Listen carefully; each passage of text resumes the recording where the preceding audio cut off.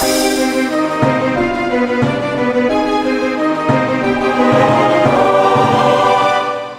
everybody, it's vanburman here. Welcome back to the first of 3 videos. Of course, every year I tend to do my top 5 games of the year. This is no exception. In fact, I was watching my one from last year recently, and I hadn't made a video in months when I put that one out. So carry on the now 5-yearly tradition, not every 5 years, but for the last 5 years, of doing the top 5 games of the year. I did also used to do, or have done before, like the top 5 disappointments as well. That will be brought back in again this year, and also I'll be talking about my top 5 games that I enjoyed, or top 5 games in 2020. So basically that's for anything that is, you know, older, or maybe there's new content that's come out for it and, you know, deserves a mention and recognition, because I think all too often the game or games of the year are focused on those that are released this year, when actually, you know, there's some good cases to bring up older games that have been, you know, well maintained, or well loved, or, you know, modifications, whatever that happens to be. Although in this case, and usually for me going forward, it will be games that I didn't play on the year that they released, and therefore now coming back to them the year after. So it's quite good for me, because then, you know, I do also get to share what I've been up to in the year as well. So that side of things, pretty happy with. So this one, we're going to be looking at the top 5 games in 2020. So not games that have released in 2020, but games I've enjoyed. And yeah, we'll go through those 5 now.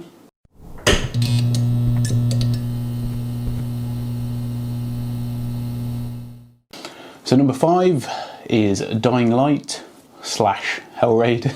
That's how I've written it down anyway. So me and Joe, as you're probably aware on the channel, we played through a fair bit of Dying Light. I think we definitely got into the latter half of the campaign, but we basically played it just because I wanted to play the Hellraid DLC.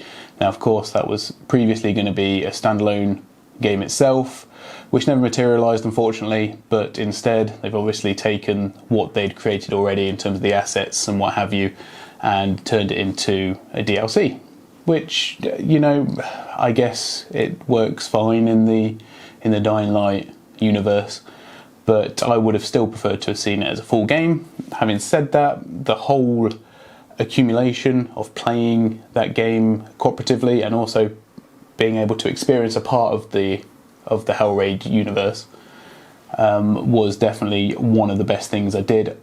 Usually, or as these things go, like with Dead Island, when I played Dead Island previously, it is about a person or people that you're playing with, and me and Joe had quite a good laugh on it. I know the recordings and everything weren't great, but yeah, we had a really good time with some of the antics in Dying Light, and like I say, it was really good to experience Hellraid as well. So do feel free to check those videos out if you want to. As I say, they're not the best. I had some technical issues, didn't record my microphone and such, but you know, that's the way it is.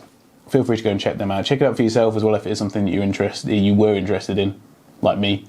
You can pick up Hellraid DLC, I believe, for $6.99 off the Steam store. You can get it slightly cheaper elsewhere, but yeah, definitely one of the most enjoyable, or noteworthy at least, aspects of this year.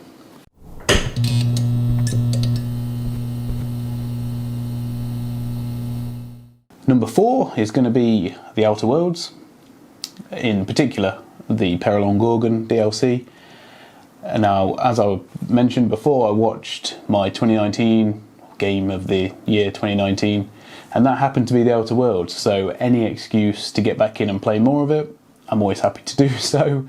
It was really good to have, you know, a fairly substantial bit of new content. Don't get me wrong, Peril on Gorgon is not like a cheap DLC by any stretch of the imagination, but it added, you know, enough story and enough intrigue, and it felt like it was worth playing.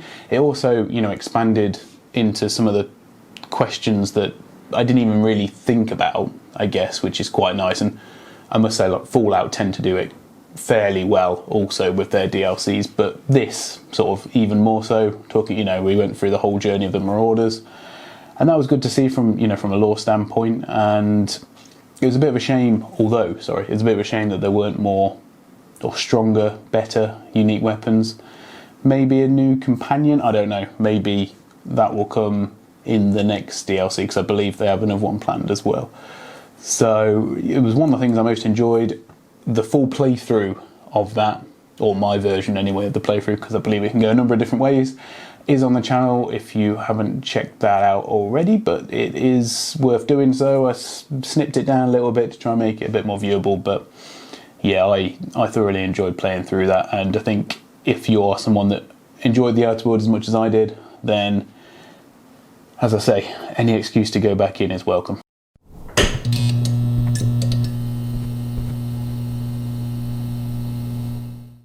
And number 3 on the list goes to a game I'm sure everyone watching this video has played. If you haven't, I strongly suggest you check it out, and that's Among Us. Obviously, a game that didn't come out in 2020, a game that had been out for years without any of us hearing about it. And, it's not a new concept of a game per se, mainly because of how old it is, of course, but it sort of captured, and still does capture, a bit of a moment in time where a lot of people were staying from home, playing more video games, of course, this year. And also, that whole aspect of sort of trying to manipulate people through your actions and words, but on a very sort of like time scale, short-term basis. And the fact that obviously every game can switch, that person who was your friend is now not your friend, potentially. And just that element of mistrust in people. And it's a game that, I've enjoyed playing with many of you guys who are watching, of course. We played on this, some people on Discord have been playing that as well. Don't know if I have any standalone videos on it. I definitely have a couple of streams. Like I say, really enjoyed them. I've also enjoyed watching other people play it as well, because I think, it does bring out the best in people in terms of their, sort of interactions and scheminess. And also, I must say, for me at least, it shows you the people that sort of are good sort of RPers, I guess, in the fact that, if you're playing with a group of people, you don't then tell them who did the murdering. Instead, you keep quiet and everything. And it was good to, play a game with people who were sort of all on board without even needing to be told. Because the worst thing you can do with that type of game is to suck the life out of it and, work together with someone, outside of the game, because there's no statistics, there's no crowns for winning. It is just what it is. It's self-contained. And also I think the fact that it was released on mobile as well was a good help, and it was free for a long while. I believe it's about £2 now on Steam. It's still worth getting, even though it's not free on Steam. I would be more than happy to pay a couple of quid for it. So yes, Among Us, well deserved 3rd spot.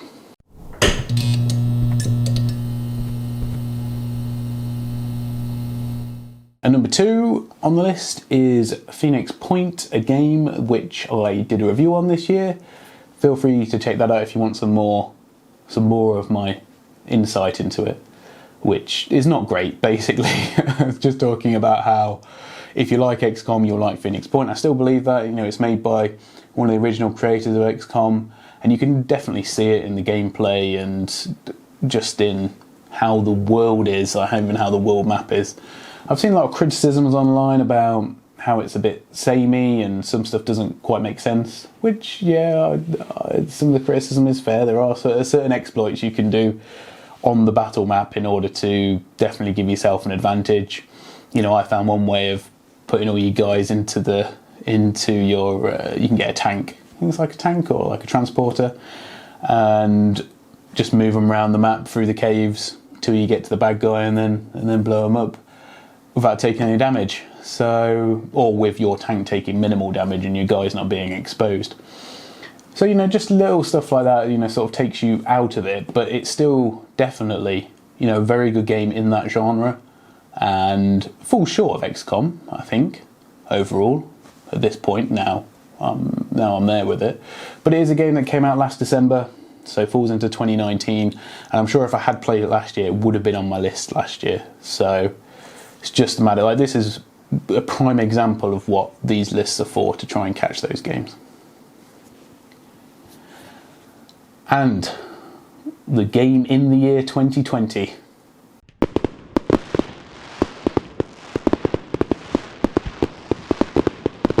Right, Greedfall, a game which I haven't yet finished. So, yeah, it's difficult because there's some fair criticism there about the fact I haven't finished it. But I must say, it's the one game that has not been released this year that has shocked me. Only because it is a game I heard about last year, before it came out, and totally dismissed it.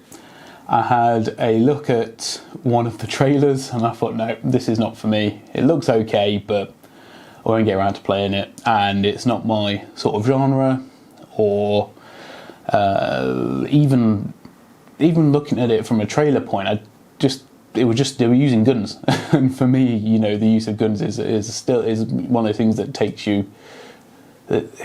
probably takes like a point off, I guess, in a sense of like how interested I am to play it. But got beyond all that, actually watched a review on it. I think it was an IGN review. They gave it a pretty decent score, actually. And I started playing it and I just absolutely adored it. I'm not really too certain why, because, you know, it is janky in places. It does feel like, I'm going to say it, but it feels like a spiritual successor to Dragon Age Origins, not like any of its predecessors. Definitely like the first one. And, you know, it has that same like issue with how the character's face moves and things like that.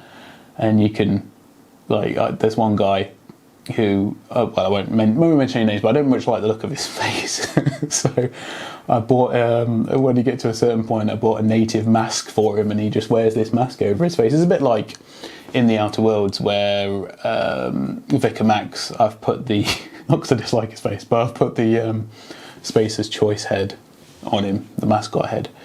Similar sort of thing, but it's just, I don't know, there's just little things like that that are quite funny and endearing. There's a lot of political intrigue that goes on in Greedfall, which I really like. I did one mission which was just a side mission fairly recently, and it felt like a proper full-on story mission. You know, one that actually had choices that, you know, affect personality in the game, will minorly affect how the game carries on, but also, you know, it was one of your companions' sort of like friendship missions, I guess. So yeah, it felt proper, and obviously it should. But I think that's one of the things that I've been really impressed with Greedfall, because I think they could have fell into the trap of doing a lot of things the same way, which obviously there was always some overlap, but they put a new spin on things, and I really like it. I think if you are into your RPGs, and, you know, in many ways it's different to a lot of games that I've played very recently, or games that have been out in the last decade.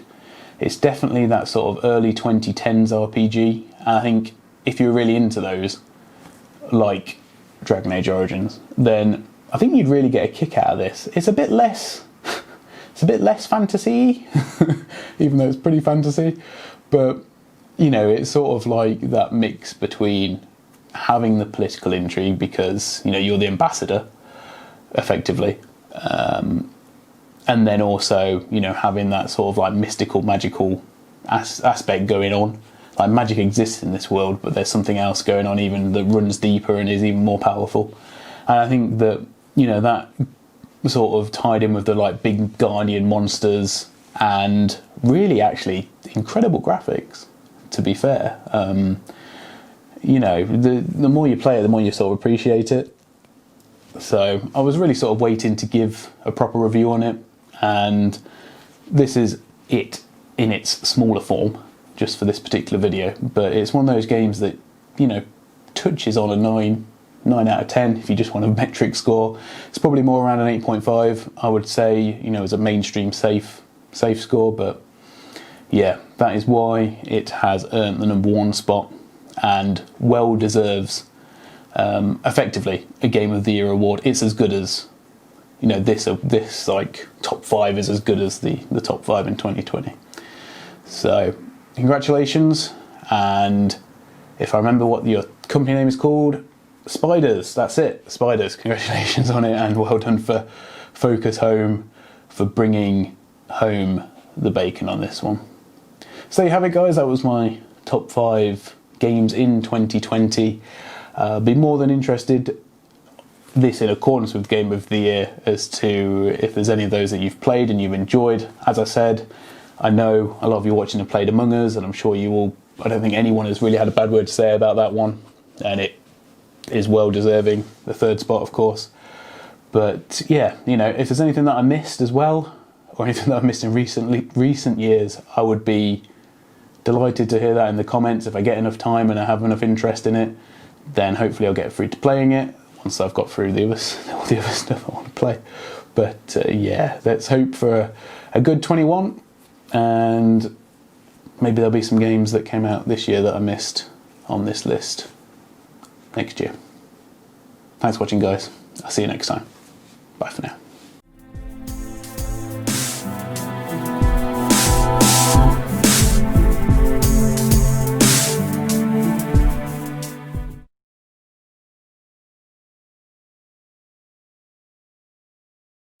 Time and time again, you know, tend to be going back to it. It's a bit of a phenomenon. Phenomenon.